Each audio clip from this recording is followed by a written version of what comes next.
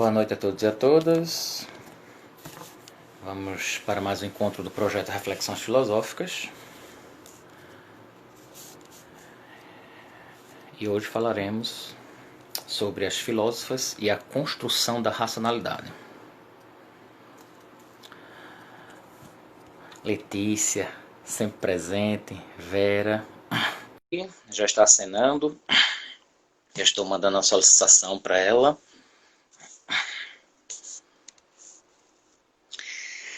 Boa noite, professora. Tudo bom?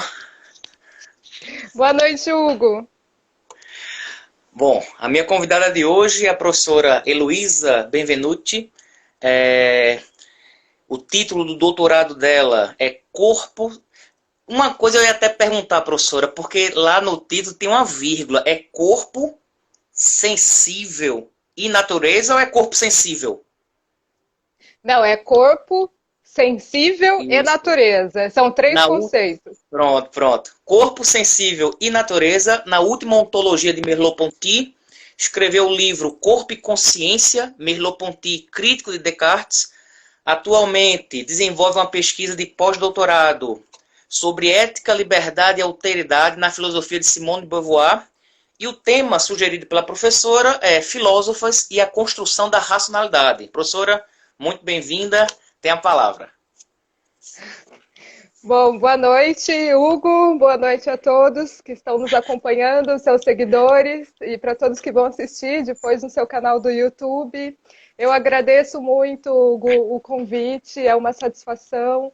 Aproveito também para parabenizar você por esse projeto Reflexões Filosóficas, que tem trazido tantas questões importantes e foram lives incríveis. Eu acompanhei discussões ótimas aqui já pelo seu canal, então eu sugiro também para o pessoal que navegue aí pela página do Hugo, que tem muita coisa bacana e muita coisa importante, né, sendo discutida.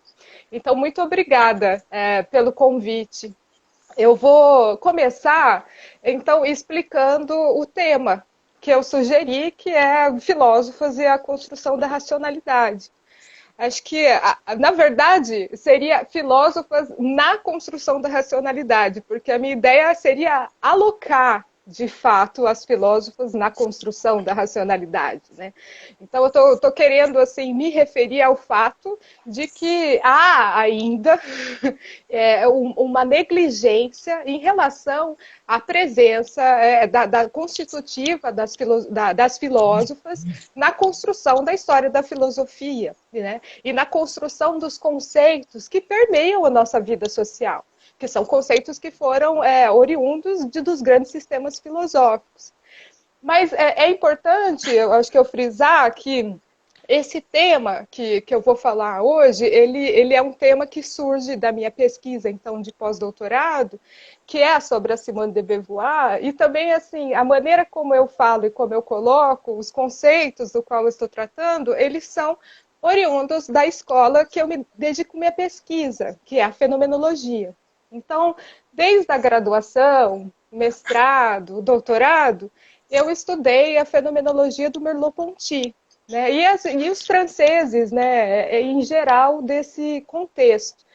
E agora, estudando a Beauvoir e as contribuições dela acerca desse tema, né, das filósofas, desse tema do silenciamento das mulheres, enfim, de todos os outros indivíduos que ficaram à margem dos grandes sistemas metafísicos, eu ainda continuo trabalhando com os conceitos da fenomenologia. Então, o que vai permear as minhas falas é esse resíduo conceitual. E nesse sentido que eu digo racionalidade, inclusive, né? Uma coisa que eu gostaria de explicar, né? Porque se tem hoje, normalmente, né, todo mundo sabe, que se tem uma grande crítica a respeito da ideia de razão. Mas a ideia de razão é uma coisa e a ideia de racionalidade é outra, né? A razão que se critica é aquela razão que objetifica o mundo, né? Aquela razão que diz sobre a realidade do mundo de forma esgotada. A racionalidade, como os fenomenólogos vão bem atentar, principalmente o Merleau-Ponty, a partir de uma ampliação da ideia de razão, eles vão trabalhar com a ideia de, a racionalidade, ela trabalha já com uma questão que é o fato de que a realidade não é esgotável, que ela é inesgotável, né? E que a gente está sempre pensando a realidade, a gente está sempre pensando o mundo, porque o mundo é uma abertura. Né? O que os fenomenólogos fazem, que é importante, né? E daí eu estou dizendo, né, para quem não conhece muito bem, né, compreendendo a fenomenologia ali do Merleau-Ponty, escrita entre os anos 40, os anos 60, mas também o Sartre, né, o Camus, a Beauvoir, todo esse pessoal, eles promovem uma reabilitação da ideia de corpo, uma reabilitação ontológica, né? Da ideia de corpo, da ideia de tempo, da ideia de espaço e também da ideia de razão. Então, quando eu estou falando, tentando resgatar essa questão da importância da racionalidade, é do fato de que existe um discurso sobre o mundo. A diferença é que esse discurso sobre o mundo ele não precisa ser engessado, né? Ele não precisa ser esgotado. Né? Ele é algo aberto. E é necessário que a gente trabalhe essa abertura. Por quê? Uma das questões é a questão dessa alienação da presença das mulheres de todos os outros indivíduos que ficaram de fora da história. Tanto pela sua ausência, como pela sua falta. Que daí são dois conceitos que eu quero trabalhar, porque são diferentes. Né? Então, o que a Simone de Beauvoir vai trazer para a gente, também uma outra filósofa que eu quero trazer hoje aqui, que é a Michelle Ledeff, que ela é uma filósofa francesa, que ainda escreve, ainda está viva, tem um livro muito importante, que se chama Imaginário Filosófico, né? É dizer que os grandes sistemas metafísicos, né, da filosofia trabalharam com uma ideia de sujeito. E esse sujeito era o quê? Esse sujeito era o homem, esse sujeito era o homem eurocêntrico, era o homem branco. E era esse sujeito que fazia discurso. E é esse sujeito que tem o direito à razão e à racionalidade. É esse sujeito que conta a história. É esse sujeito que fala sobre o mundo. Né? Mas, fazendo a crítica, né, dessa história, a gente consegue perceber que vários indivíduos ficaram de fora. Então, você desde das mulheres, mas também as mulheres negras, as indígenas, os indígenas, os homens negros, os animais não humanos, uma camada fundamental da população. Né? Então, quando eu falo de sistemas metafísicos, por exemplo, são os sistemas que forjaram a nossa ideia de justiça, a nossa ideia de liberdade, a nossa ideia de sujeito, a nossa ideia de eu, a ideia de mente, a ideia de corpo, ideias que organizam a nossa vida e organizam a nossa comunidade moral. Né? Ideias fundamentais. O problema é que essas ideias foram forjadas a partir de um ponto de vista só, contemplando apenas um tipo de ser. Né? Então, acho que a grande contribuição das mulheres filósofas, ela, principalmente na contemporaneidade, ela vai nesse sentido, sabe, Hugo, de que a questão da mulher na filosofia e a participação dela, ela é constitutiva, né, da filosofia da racionalidade a partir dessa reflexão da sua própria condição. E isso faz com que a gente consiga reelaborar esses conceitos que são cruciais para organizar a sociedade. Né? O conceito de justiça, o conceito de sujeito, né, o conceito de corpo. Né? Então,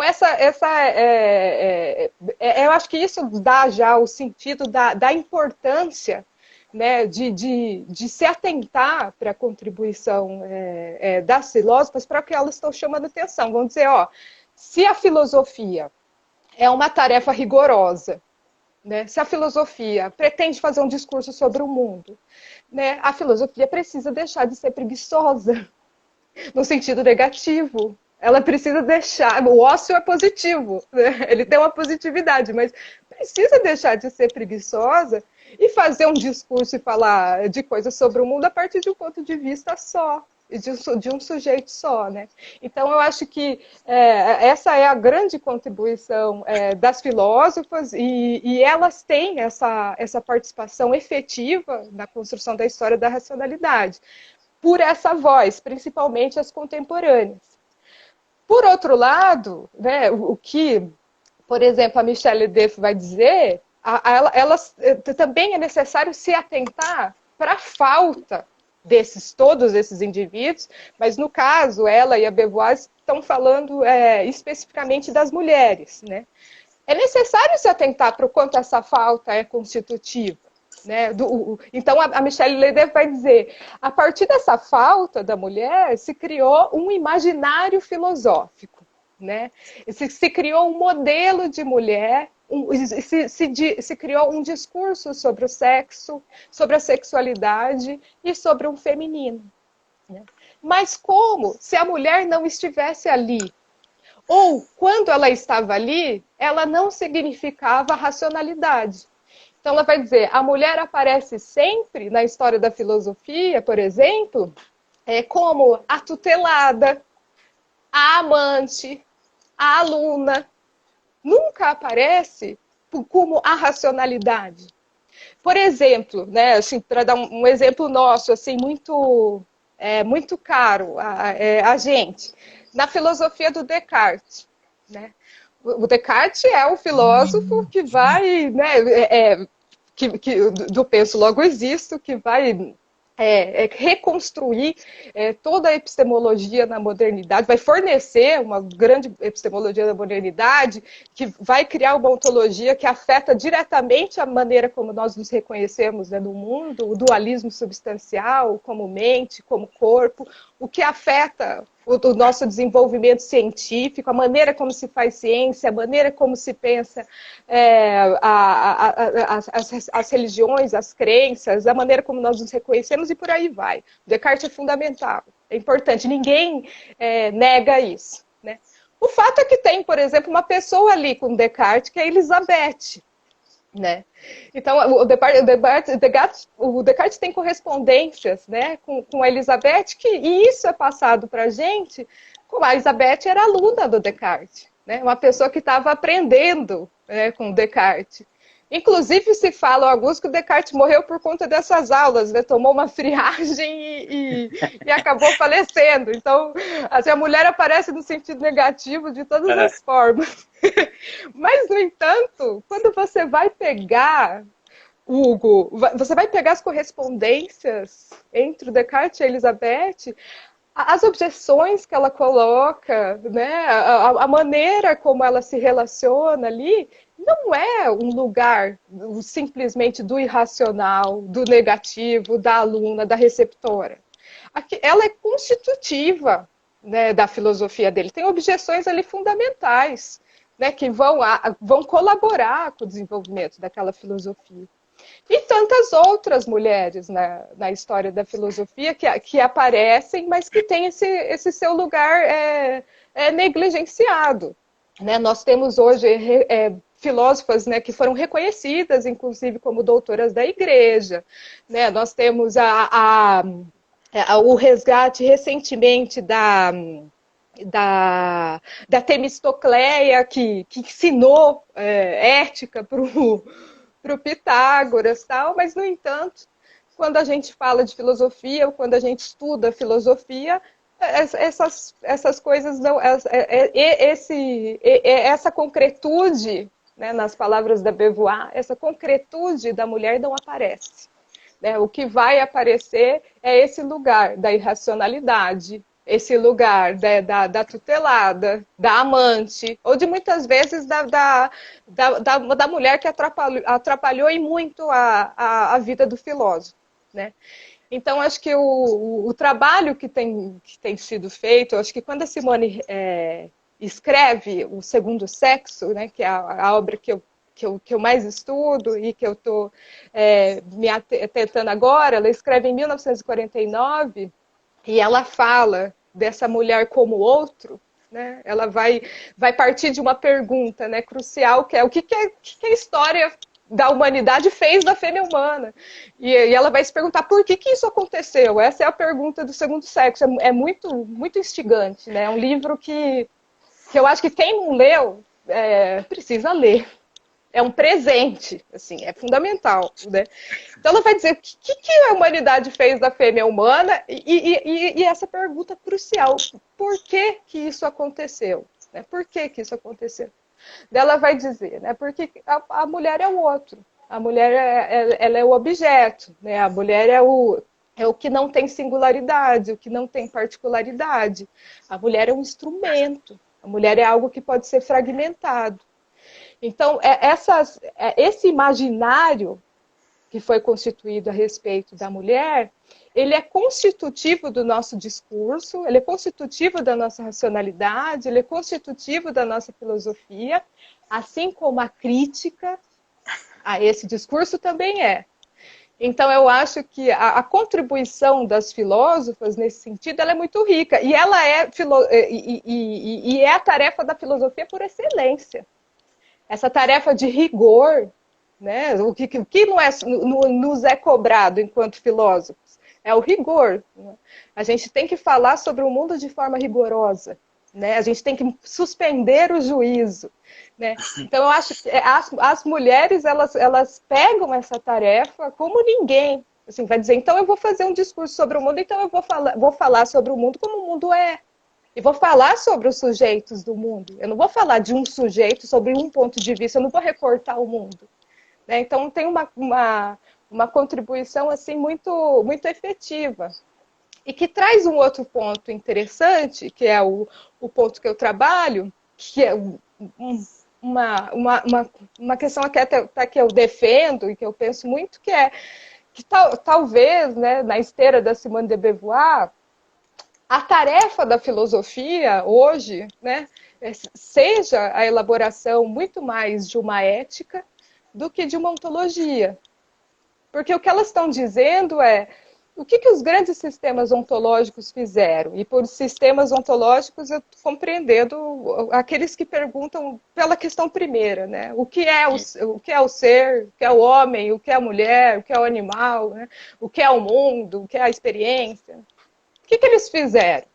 Eles ousaram, né, falar sobre uma totalidade, mas, no entanto, fragmentaram ela. Então, todo esse discurso que foi criado a partir desses grandes sistemas filosóficos, embora eles funcionem na realidade, e isso também é uma coisa que a gente pode criticar, porque eles geram exclusão, porque eles geram violência, porque eles geram muitos problemas, né? Eles são conceitos absolutamente abstratos. É um discurso absolutamente abstrato sobre o mundo. Então, acho que o que a Simone de Beauvoir está trazendo, e que eu acho que é uma coisa que a gente tem que se atentar, é a importância da elaboração de uma ética.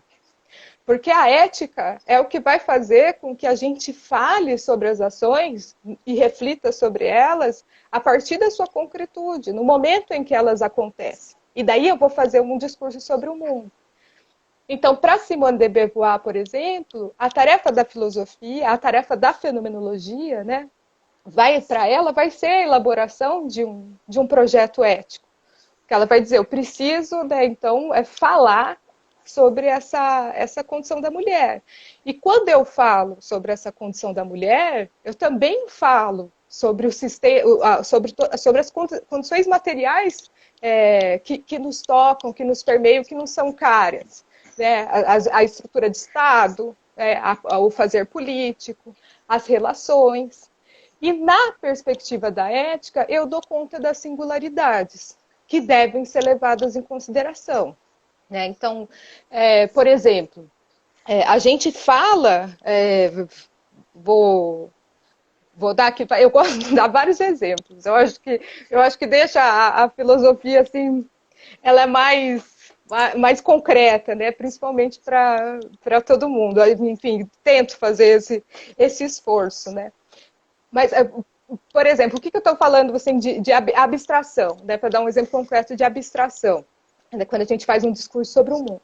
As mulheres são constitutivas da realidade, fato. Um exemplo que eu gosto muito de trabalhar é a greve de 17 de 1917 no Brasil, especificamente aqui em São Paulo, onde eu estou, né? Essa greve, a greve de 1917, foi uma greve, um marco da nossa vida política, que calcou, né, que forjou muitos dos nossos direitos, né, trabalhistas, que mudou a história da classe trabalhadora, que agora a gente está perdendo, né, direitos que agora estão sendo esvaziados, né, estão sendo nos retirados, mas foram conquistados pelos trabalhadores, né, e pelas trabalhadoras, no momento histórico. Essa greve acontece em 1917, ela explode entre as costureiras, entre as mulheres, numa fábrica de mulheres. É um movimento espontaneísta, assim, um dia elas acordaram e vamos fazer a greve? Não. É fruto de discussão, de discurso, de elaboração de folhetim, de um projeto de vida, de crítica da realidade. Embora muitas daquelas mulheres estivessem ainda na condição do tripé que a gente falava, né, que é o tanque, cozinha e a igreja. Mas elas pensavam, apesar da sua própria condição. A mulher pensa, o que é algo muito difícil de se admitir. Parece simples, Hugo, mas não é. Quando a Michelle Ledet fala que a mulher é o irracional, ela vai dizer a mulher é o irracional e o homem é a razão, é desse tipo de coisa que ela está falando. Então a gente vai, por exemplo, contar a história da classe trabalhadora e vai pensar um sujeito revolucionário e por aí vai na nossa vida política, mas quando nos salta aos olhos esse movimento, vem a imagem de quem? De um homem, do masculino, né, que é o racional. Mas as mulheres estavam ali. Elas sempre estiveram ali.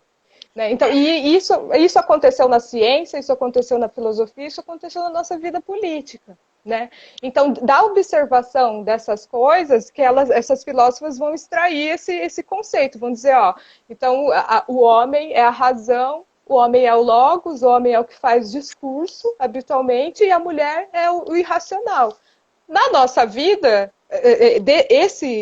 tudo que foi forjado pelos sistemas metafísicos, essa maneira de se compreender o feminino e todos os outros indivíduos, ela ganha uma concretude. E é por isso a importância de se pensar sobre elas.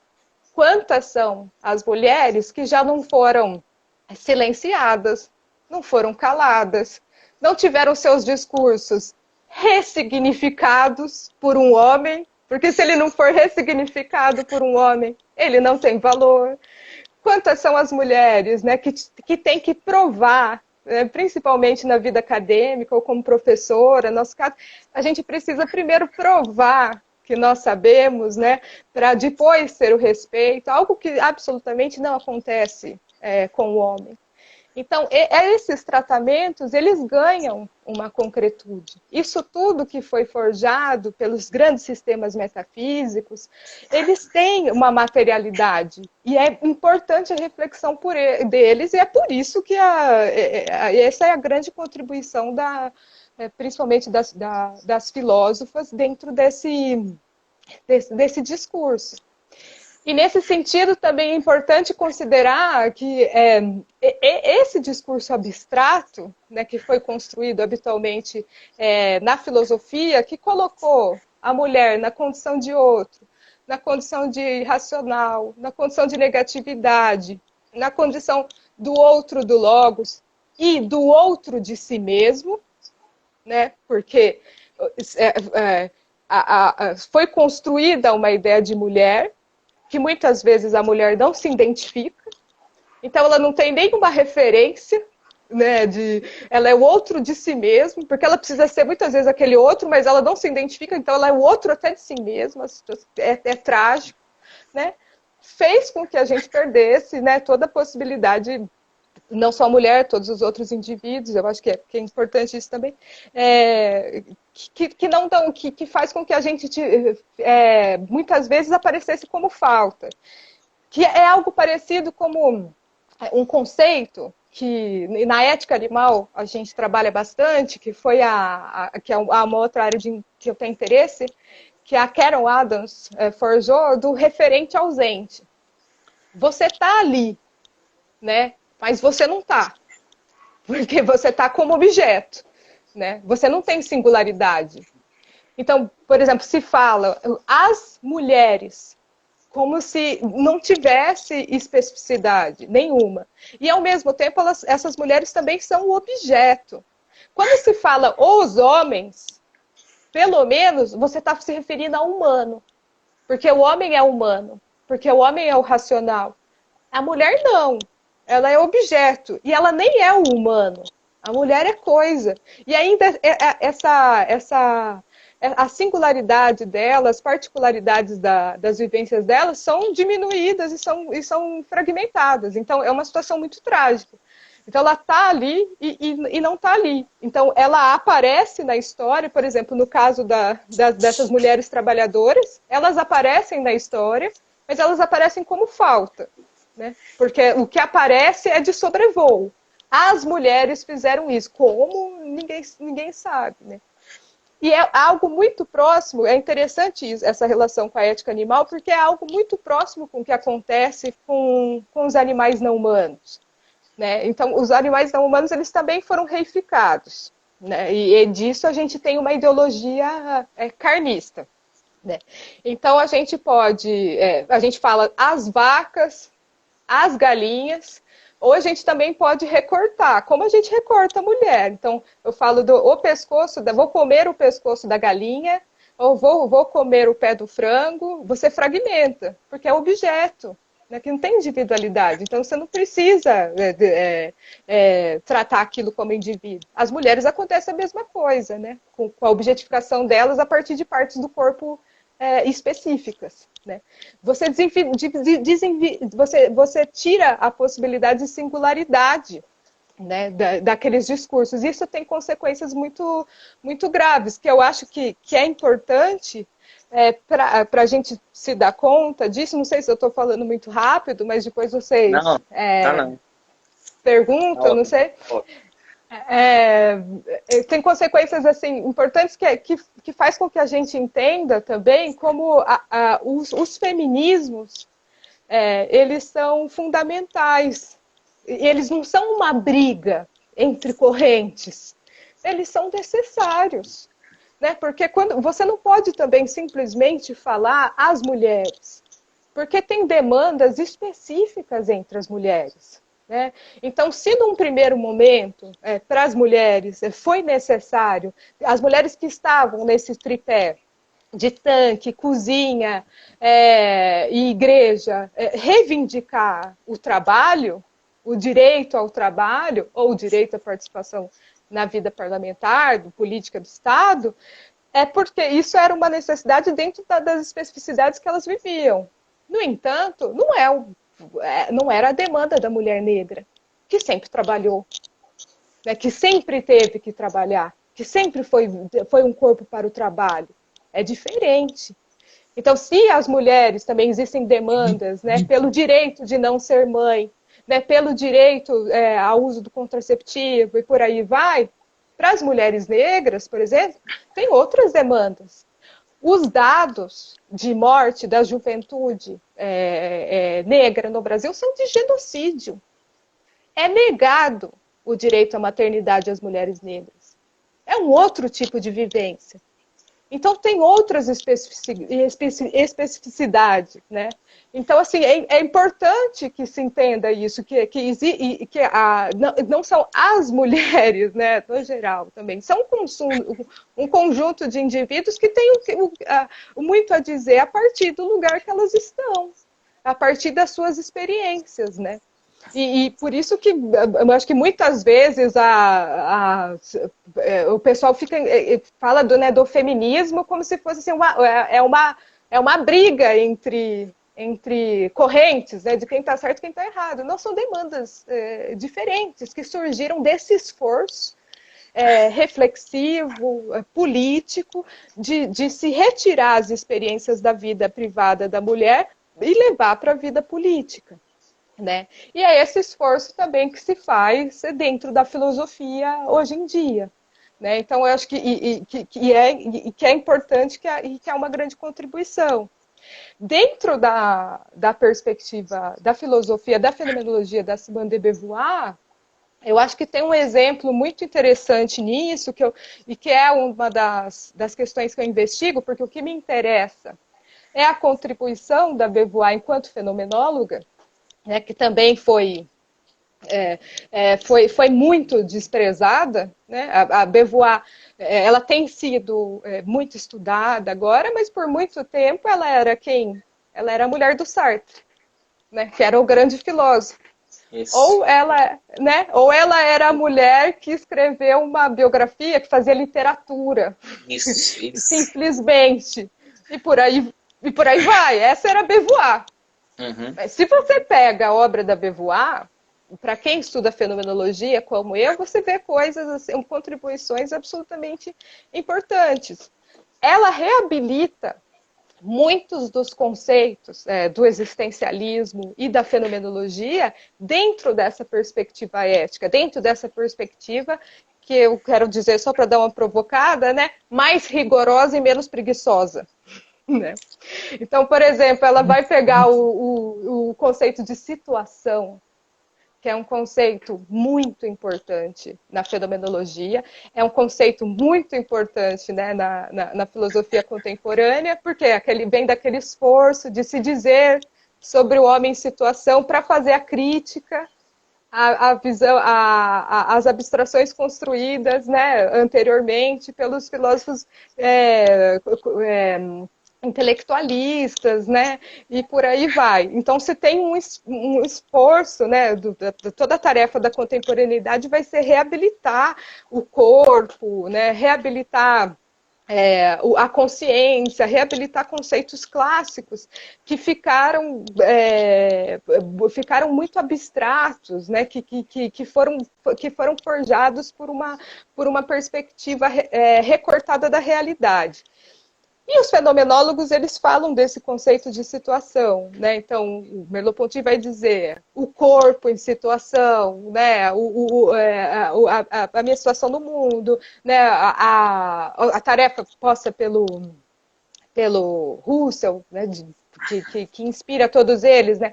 De retornar às coisas mesmas, ou seja, de alocar as coisas e de falar sobre o mundo, né? Como o mundo realmente é. No entanto, por exemplo, na perspectiva do Merleau-Ponty, e é o que eu tratei na minha tese de doutorado, Corpo Sensível e Natureza, a proposta é muito boa, né? Mas ela não tem materialidade, ela não tem concretude. A Beauvoir traz uma concretude para isso. Ela vai dizer, então, a gente vai falar do homem em situação.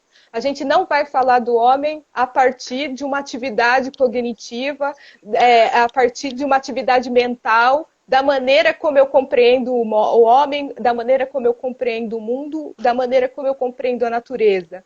Ela vai dizer, não, a gente vai... Vou dizer, então, do homem, né, enquanto todos os indivíduos, no mundo, a partir da sua situação mesma. Né? E vou descrever essa situação. E daí ela traz essa novidade, né, que é trazer a questão de gênero para o existencialismo.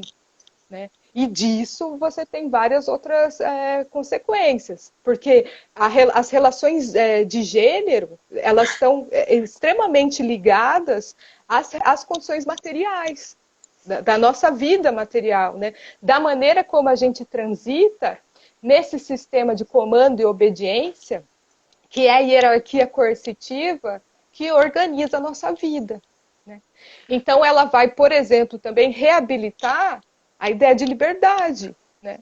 Então, a liberdade ela não é algo da natureza humana. Assim como ser mulher não é da natureza humana, assim como ela não fala isso, mas depois vai ser possível, hoje a Butler vai pensar isso muito bem, e já teve uma live aqui sobre a Butler, né, no seu canal, muito boa.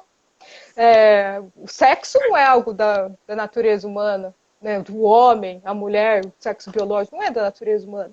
Né? Isso é uma abstração. Né? Se existe liberdade, é algo que se dá na concretude. Né? É algo que você, na verdade, conquista. né?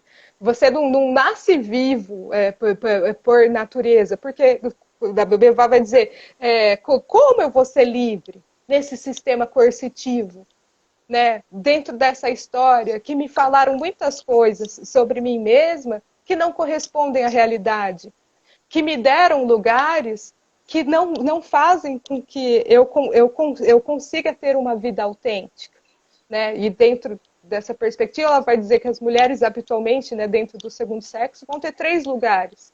Ou é a amorosa, ou é a mística, ou é a narcísica. Né? E ela desenvolve isso. Então, ela vai dizer, a liberdade é algo que eu reconheço dentro de uma vivência coletiva e que eu construo coletivamente. Né? Então, ela vai criticar a perspectiva essencialista, vai criticar as perspectivas de natureza humana, né? A partir da própria experiência, da sua própria experiência, da experiência da mulher, né? do gênero. E isso é absolutamente fenomenal. E isso é constitutivo, isso constitui a nossa racionalidade, né? Então, eu acho que é mais ou menos essa história, assim, que eu estou querendo, estudo para explicar o título, estou querendo dizer, né? Estou querendo chamar a atenção, né? Porque para quantas coisas, a partir dessa reflexão, da sua própria condição, enfim, do sujeito em situação, como o existencialismo queria, como a fenomenologia queria, né? Falar sobre as coisas mesmas, e que a Beauvoir efetiva, quanta coisa se extrai disso. Né? Isso é muito rico. E eu não sei, eu estou sem o 36 tempo aqui. minutos. 36 minutos, já falei? Já. Nossa, meu Deus. Mas eu me empolguei. Que bom que se empolgou, então. Me empolguei com esse tema. Mas, assim, se tiverem questões, né, a gente eu, pode... pelo menos, eu separei 9 perguntas aqui já. Né? Obrigadíssimo, professora. É muito instigante, é muito bom te conhecer e te escutar, né? Que a gente está conhecendo efetivamente agora, assim, virtualmente, claro. Mas é muito bom escutar. Inclusive, eu comprei o livro, a obra de Beauvoir, O Segundo Sexo. Eu comprei primeiro A Força da Idade. E o Segundo Sexo não li ainda. Eu li a Butler, né? Os Problemas de Gênero. Mas tá ali. Esse aqui são os livros que eu li. E no outro quarto tem os livros que eu ainda não li, né? Mas eu vou fazer aqui as perguntas, né? É muita coisa para ler, né, Hugo? Não, uma vida só não é suficiente, né? E aí são, assim, mais de 3.000 anos de patriarcado, né? É um processo de desconstrução, assim, violentíssimo, né? Que tem que ocorrer. O lugar de fala tem que ser garantido. E sabe qual é o pior, Heloísa? Se a tua mesma fala fosse eu falando, as pessoas não sabem quem nós somos. Dariam mais ouvidos a que eu estou falando do que a você. Quer dizer, até o teu próprio lugar de fala ele é deslocado, né? Até nisso. E aí, a primeira pergunta que eu quero fazer é essa, né? O termo homem, que a gente usa o tempo todo, é sempre o homem, não é o ser humano, não é o indivíduo, e principalmente não é a mulher, e nunca foi. Né? Os próprios filósofos, né? Muitos deles são misóginos, né? Muitos não dão importância, né? Colocam a mulher até como... Não é nem referência, não entra nem em causa se discutir se a mulher tem ou não que falar sobre nada. E a gente até hoje fala o termo homem. Até hoje. E é um processo de desconstrução que, assim, vai demorar muito tempo. Então, me lembrando de Nietzsche, que é o autor que eu trabalho, que também é misógino, né? Ele fala muito de uma questão de perspectivismo, mas parece que a gente só tem uma perspectiva, que é a perspectiva do homem acerca da mulher, né? E aí a Beauvoir é espetacular nessa observação, né? O título do livro já chama, né? O Segundo Sexo, né? E aí a pergunta vem agora. Beauvoir, ela caiu uma vez no Enem. E assim, para a alegria de muitos e para o pavor de outras pessoas, E o perfil dela no Wikipedia foi alterado em 24 horas mais de 1000 vezes. E o perfil que foi mais aceito pela sociedade era um que dizia assim, que ela estuprava crianças em campos de concentração nazista. Inclusive, alunos vieram argumentar comigo isso. Mas também ela estuprava, né? Como é que eu vou levar a sério o pensamento dela? Eu digo, eu não tenho como levar a sério o seu comentário que se baseia em Wikipédia. Quer dizer, até hoje não se valoriza, né? Então, assim, que incômodo é esse que a sociedade tem quando uma mulher se faz notada? O homem, no caso, ele tem a falta e projeta sua raiva sobre a mulher. O que é isso? É interessante, Hugo. Enfim, esse é um episódio lastimável, né? Misógino, da expressão misógina, né? Do nosso cotidiano. Porque, por exemplo, um pouco do que eu estava falando. Nós temos filósofos que efetivamente flertaram com o nazismo, que efetivamente fizeram discursos nazistas, né? E todos nós sabemos de quem estamos falando. Mas que não é um filósofo que é lido ou que é trabalhado a partir disso. Né? Se ignora, é um grande filósofo, né? Mas isso não isso não é motivo suficiente para você descartar aquela filosofia. Né? Filósofos, na história da filosofia, nós temos filósofos que fizeram coisas terríveis, filósofos que mataram a esposa, né? Filósofos acusados de pedofilia. Nós temos coisas, mas nada se fala a respeito desses filósofos. Né? Agora, muito se inventa a respeito das mulheres, por ódio. Respondendo a sua pergunta, a Michelle Ledeff, ela tem uma chave de leitura. Então, como eu disse, a Michelle Ledeff, ela escreve um livro que muito legal, que infelizmente eu acho que não tem traduzido ainda. Eu traduzi algumas partes, eu gostaria até de disponibilizar isso, tá? Eu acho que só tem em francês, em inglês, que se chama O Imaginário Filosófico, né? Investigações a respeito do imaginário filosófico. É um livro excelente, porque ela vai reconstruir toda a história da filosofia, né? E vai pegar os casos, né, de tratamento e de referência da mulher na história da filosofia e vai extrair uma filosofia disso. Então, a Michelle Ledeff, ela vai dizer que, assim como a Beauvoir também, a Beauvoir também fala isso no Segundo Sexo, que a mulher é constitutiva da racionalidade, da razão do homem. Para que o homem seja o positivo da razão, para que o homem seja o lugar de discurso, para que ele seja o logos, é necessário um negativo. Né? É necessário a irracionalidade. E a mulher cumpre esse papel. Então, a Beauvoir, inclusive, vai dizer isso no Segundo Sexo. Ela vai dizer que o homem se faz através da mulher. Né? Ele precisa da mulher, né, para ela cumprir esse papel, para que ele cumpra efetivamente o seu destino de homem, que é fazer discurso sobre o mundo, é atuar efetivamente enquanto humano, enquanto sujeito, enquanto racional no mundo. Né? E ele se faz dessa maneira.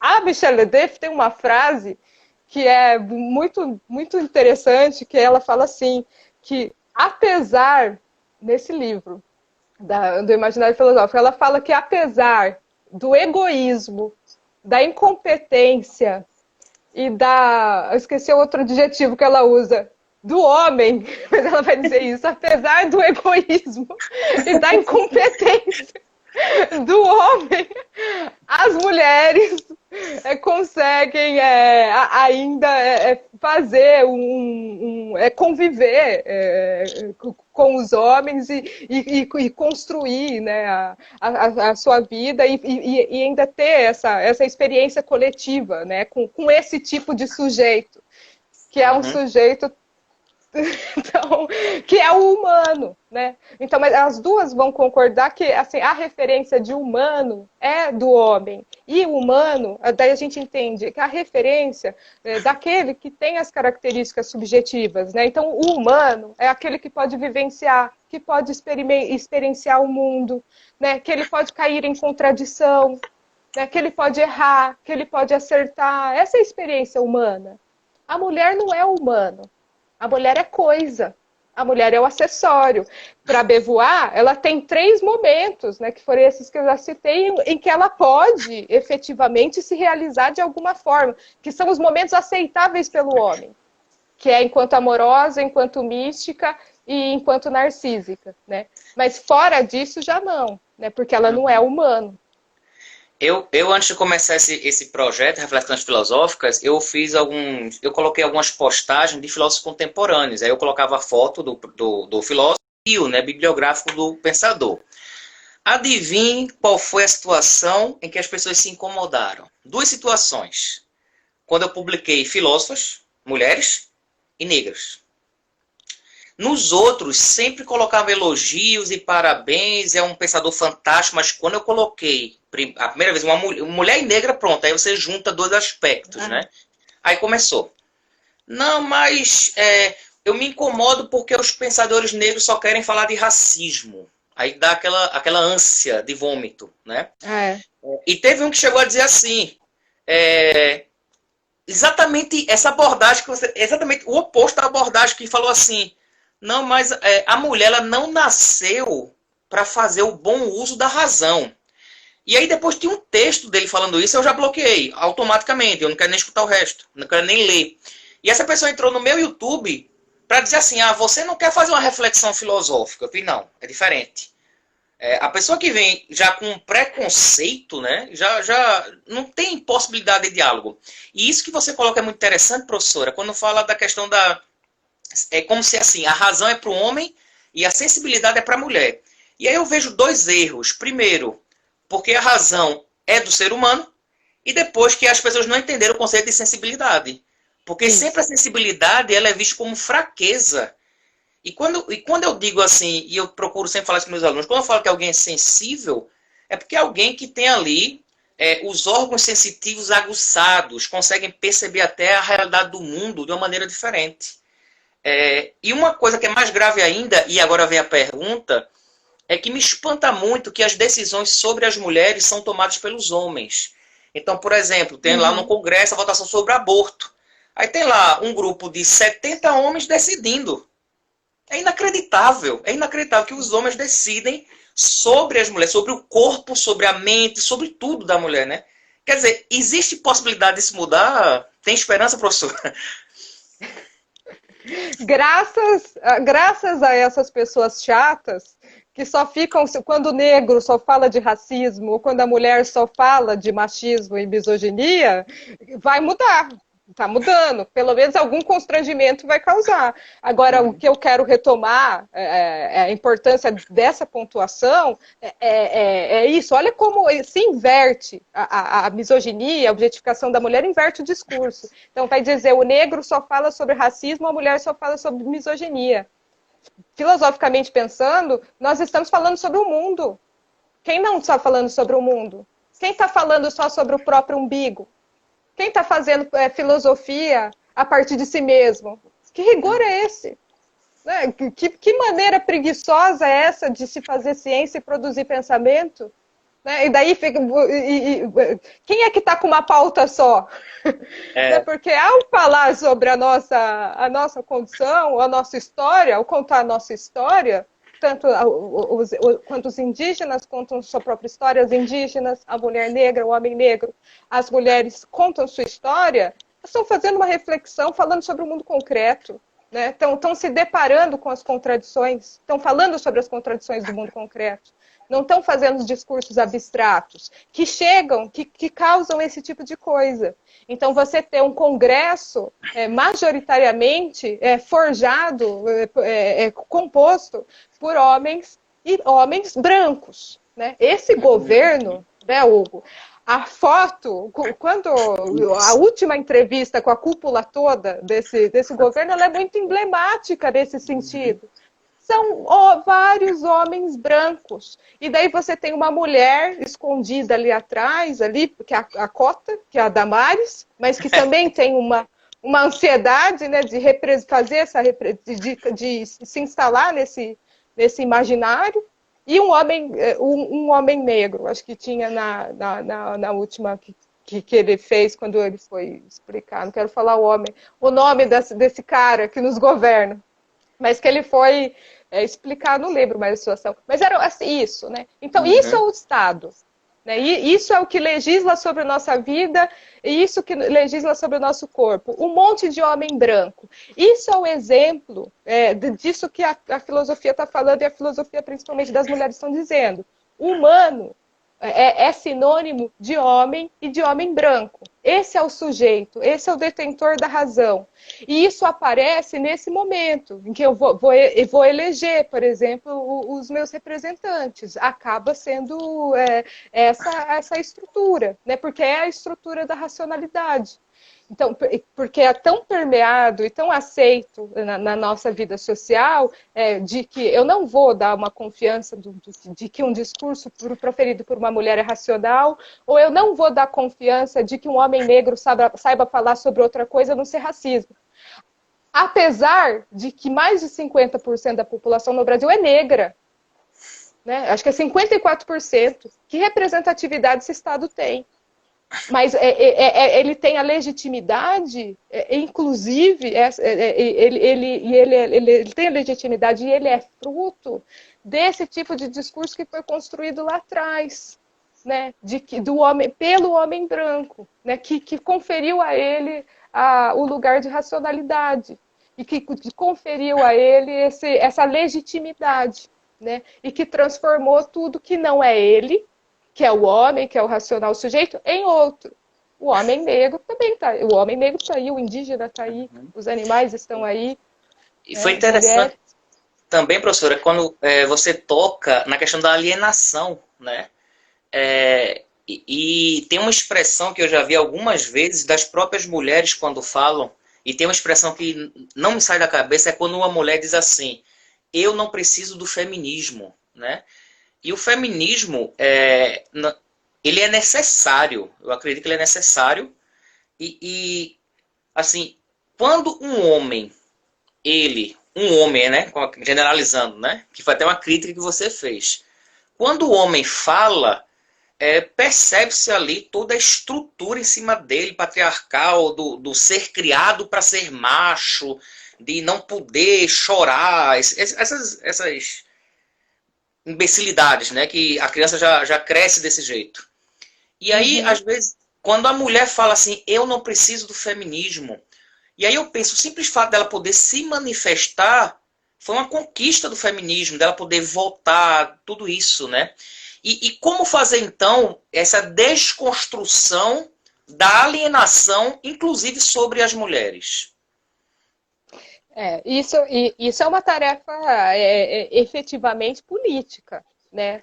Então, você tem que desconstruir nos espaços onde nós estamos, ou nos espaços onde nós podemos falar, a gente tem que contar essa história, né? Ele tem que desconstruir toda essa legitimidade que foi elaborada por esse discurso desse sujeito único e específico que é humano, que é o homem branco.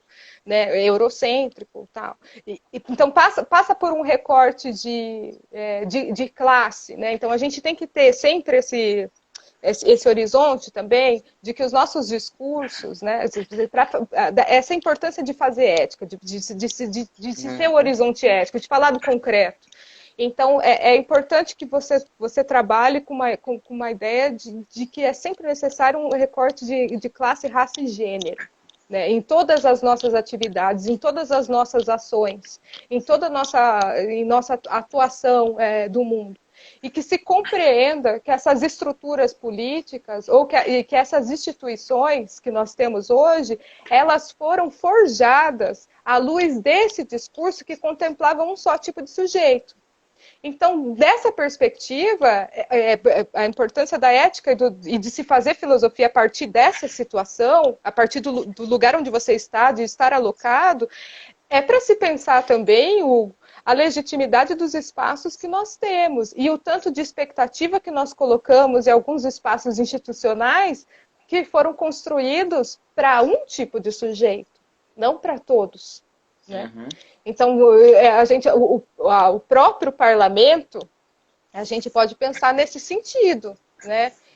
Esse parlamento é para poucas pessoas. Dentro de uma perspectiva da nossa hierarquia coercitiva, da sociedade, no momento em que você se aloca ali no parlamento, você se distancia do seu local de trabalho.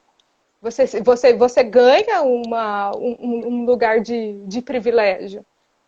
Para Simone de Beauvoir, eu vou misturando, né? Mas para dizer como isso tem a ver.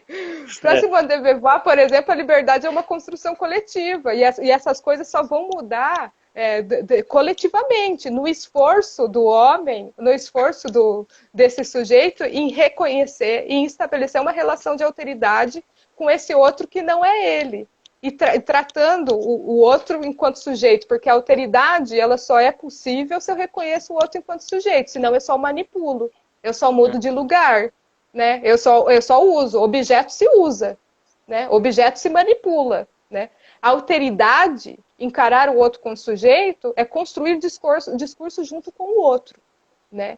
E essa experiência nós temos ainda pouca experiência disso. Então, os lugares onde nós trabalhamos, as instituições que organizam nossa vida, elas foram construídas por excelência para alocar um tipo de sujeito só. Então, acho que a gente cabe um esforço nosso também na construção desse mundo e de locais onde se possa fazer um discurso coletivo, onde se possa falar sobre todos os indivíduos, e não sobre um tipo de indivíduo.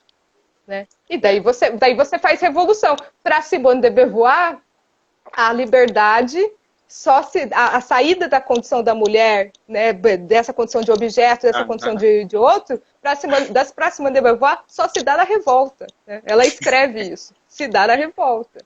Né? É interessante porque toda vez quando eu promovo algum tipo de debate em sala de aula, e aí parece que fica uma posição assim, mulheres de um lado, e alguns rapazes ficam com vergonha de se manifestar. E aí chega um ponto que eles começam a perceber que eu estou ficando do lado das mulheres. Do lado das mulheres, né? E tem uma hora que isso eu faço para provocar, e eles fazem assim, o que é que eu faço? Você cala a boca e escute agora. Porque faz 3.000 anos que a gente está falando. Está na hora da gente escutar e aprender. Oi? Eu ia falar dessa questão do patriarcado também. Eu lembrei que você já tinha me perguntado. Pronto, aproveite porque a gente só tem 2 minutos e meio. Ah, que pena! Foi muito rápido. E o Instagram ele vai avisar com 30 segundos e acaba, assim, encerra de repente, né? Dá nem 5 minutos para se preparar para despedir. Faltam 2 minutos e meio, mais ou menos. Então eu só vou terminar comentando essa sua última fala, que é muito importante, né? O lugar de fala e o lugar de escuta, né? Uhum. Então, assim, a escuta é uma prática, né? E se tem que fazer esse discurso, esse esforço a respeito da escuta, então da leitura, né? Também você ler outro tipo de filosofia ou um outro tipo de discurso que não é o seu, de escutar algo que é diferente e estranho para você, que você não consegue humanizar, mas você precisa fazer esse esforço. E na nossa vida social, esse esforço é pouco feito. Se ele fosse feito, a gente não tinha tanta violência, não tinha tanto dado de violência contra a mulher, tanta morte, né, em relação a todo mundo. O país que mais mata travesti, né, onde a população LGBTQI tem mais medo, e o que mais onde a população negra tem dados de genocídio, né, então essa escuta não está sendo feita. Né? Então precisa fazer. Essa ideia da escuta foi maravilhosa, né? E assim... Você citou agora o país que mais mata e que mais assiste pornografia trans também. Tem isso. É um paradoxo, né? O Brasil realmente não é para amadores, é um ornitorrinco, né? É um animal que deu meio que errado ali, né? Professora, eu acredito que a gente só tem 1 minuto. Queria agradecer imensamente. Lembrar para o pessoal, olha aí, minha mãe aplaudindo. Ó, minha mãe está aí presente, botou a escuta é uma prática, aplaudiu. Minha mãe está sempre presente aqui. Ela me educou de uma maneira que eu agradeço muito, mãe. Mas eu estou sempre no processo de construção, sempre escutando muito para aprender. Queria agradecer imensamente, professora, a sua participação e lembrar que a live vai ficar gravada. Apareceu o relógio, 30 segundos. Obrigada, Hugo. Obrigada, pessoal. Até logo e qualquer coisa estou à disposição para entrar em contato, quem quiser. Foi um prazer, Pronto, uma alegria. eu até vou colocar agora, vou publicar a live e vou deixar lá o link, o Instagram da professora, que aí quem quiser seguir, acompanhar o trabalho dela. Ó, estão pedindo aí mais lives como essa. Vamos fazer sim. Viu? Obrigado, pessoal. Boa Vamos. noite.